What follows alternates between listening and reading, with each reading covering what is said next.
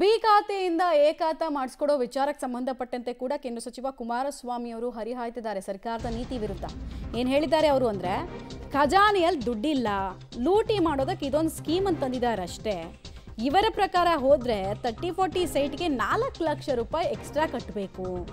2 ವರ್ಷ ಯಾರು ಎ ಖಾತೆಯನ್ನು ಮಾಡಿಸ್ಕೊಳ್ಬೇಡಿ, 2 ವರ್ಷದಲ್ಲಿ ನಮ್ಮ ಸರ್ಕಾರ ಅಧಿಕಾರಕ್ಕೆ ಬರುತ್ತೆ, ಸರಳವಾಗಿ ಖಾತೆಯನ್ನು ಮಾಡಿಸಿ ಕೊಡ್ತೇವೆ ಅಂತ ಎಚ್ ಡಿ ಕುಮಾರಸ್ವಾಮಿ ಅವರು ಈ ಖಾತೆ ವಿಚಾರದಲ್ಲಿ ಒನ್ ಟೈಮ್ ಸೊಲ್ಯೂಷನ್ ಅಂತೇನೋ ತರ್ತಾ ಇದ್ರು. ಟ್ಯಾಕ್ಸ್ ರಿಲ್ಯಾಕ್ಸೇಷನ್ ಅಂತೇನೋ ಸರ್ಕಾರ ಮಹತ್ವಾಕಾಂಕ್ಷೆ ಇಟ್ಕೊಂಡು ಎಲ್ರಿಗೂ ಲಾಭ ಆಗುತ್ತೆ, 30 ಲಕ್ಷ ಜನರಿಗೆ ಲಾಭ ಆಗುತ್ತೆ, 9 ಲಕ್ಷಕ್ಕೂ ಹೆಚ್ಚು ಮನೆಗಳಿಗೆ ಲಾಭ ಆಗುತ್ತೆ ಅಂತ ಹೇಳ್ಕೊಂಡು ಬರ್ತಿದ್ರಲ್ಲ, ಇದೆಲ್ಲ ಬೋಗಸ್ ಸ್ಕೀಮು, ಸುಮ್ಮನೆ ಇದು ದುಡ್ಡು ಮಾಡಿಕೊಡೋ ಸ್ಕೀಮು ಅಂತೆಲ್ಲ ವಾಗ್ದಾಳಿ ನಡೆಸಿದ್ದಾರೆ.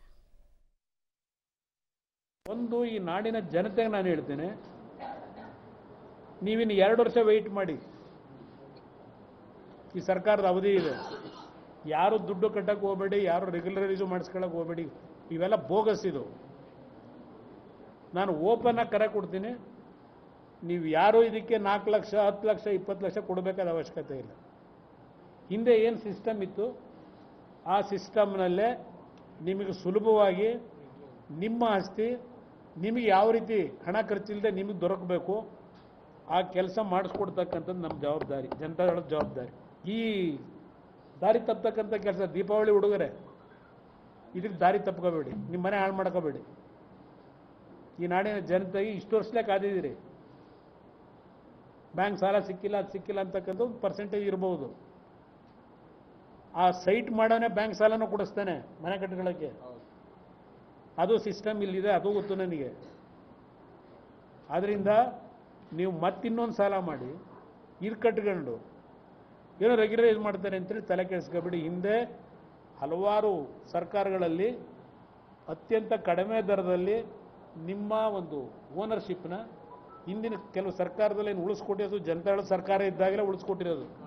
ಕೋಟ್ಯಾಂತರ ಕುಟುಂಬಗಳು ಉಳಿಸಿದ್ದೀವಿ ಜನತಾದಳ ಸರ್ಕಾರ ಇದ್ದಾಗ. ಈಗಲೂ ಹೇಳ್ತೇನೆ, ಈ ಚಾಲೆಂಜನ್ನು ನಾನು ಸ್ವೀಕಾರ ಮಾಡ್ತೀನಿ ಈ ನಾಡಿನ ಬೆಂಗಳೂರು ನಗರದ ನಾಗರಿಕರಿಗೆ. ಇವತ್ತೇನೋ ಇದ್ರ ಜೊತೆಗೆ ಈಗ ಅದೆಂಥದ್ದು ತಾಲೂಕು ಲೆವೆಲಲ್ಲೂ ಮಾಡ್ತಾರಂತೆ, ಅಲ್ಲೇನೋ 1200 ಕೋಟಿ ಎಕ್ಸ್ಪೆಕ್ಟ್ ಮಾಡ್ತಾವ್ರಂತೆ ಸರ್ಕಾರದ ಖಜಾನೆ ತುಂಬಿಸ್ಕೊಳ್ಳೋಕ್ಕೆ.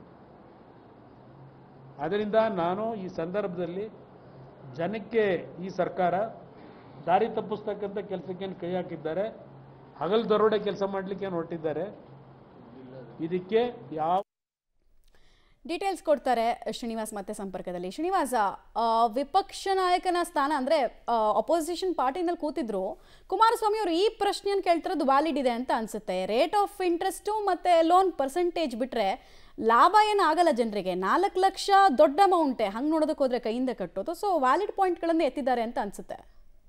ಮಮತಾ, ಹೌದು, ಇವತ್ತಿನ ಸುದ್ದಿಗೋಷ್ಠಿಯಲ್ಲಿ ಸರ್ಕಾರ ಏನು ಬಿ ಖಾತೆಯಿಂದ ಎ ಖಾತೆಯನ್ನು ಮಾಡ್ಕೊಡ್ತೀವಿ ಅನ್ನುವಂತಹ ಗ್ಯಾರಂಟಿಯನ್ನ ಘೋಷಣೆ ಮಾಡಿದೆ. ಅದಕ್ಕೆ ಕುಮಾರಸ್ವಾಮಿ ಅವರು ಆಕ್ಷೇಪಗಳನ್ನು ವ್ಯಕ್ತಪಡಿಸಿದ್ದಾರೆ. ಯಾಕೆಂದ್ರೆ 1997 ಅದರ ವ್ಯಾಲ್ಯೂ ಅಂದ್ರೆ ಅದಕ್ಕೆ ಚದರ ಅಡಿಗೆ 110 ರೂಪಾಯಿ ಇತ್ತು. ಮತ್ತೆ ಅಂದ್ರೆ 2007ರಲ್ಲಿ ಕುಮಾರಸ್ವಾಮಿ ಅವರ ಸರ್ಕಾರ ಏನಿತ್ತು ಆಗ್ಲೂ ಕೂಡ ಒಂದು ದರವನ್ನ ನಿಗದಿ ಮಾಡಿದ್ರು. ಆದ್ರೆ ಈಗ ಈ ಸರ್ಕಾರ ಮಾಡಕ್ ಹೊರಟಿರುವಂತದ್ದು 30-40 ಸೈಟ್ಗೆ ನೀವು ಎ ಖಾತೆ ಮಾಡಿಸ್ಕೊಳ್ಬೇಕಾದ್ರೆ 4 ರಿಂದ 5 ಲಕ್ಷ ಬೇಕಾಗುತ್ತೆ.